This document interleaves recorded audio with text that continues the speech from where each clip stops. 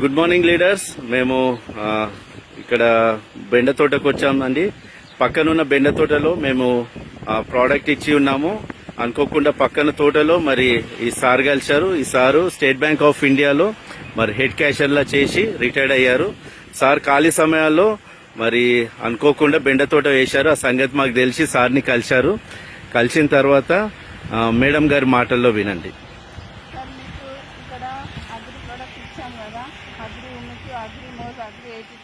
అది స్ప్రే చేసి correct 10 days అవుతుంది.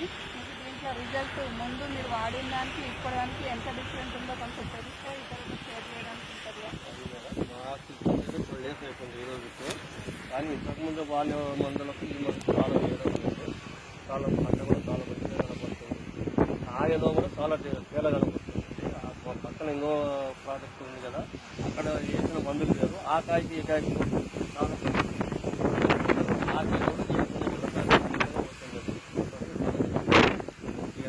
మిగతా రైతు కూడా వచ్చి ఏ మందు వాడినామంటే 12 మందు వాడినట్టు చెప్పారు.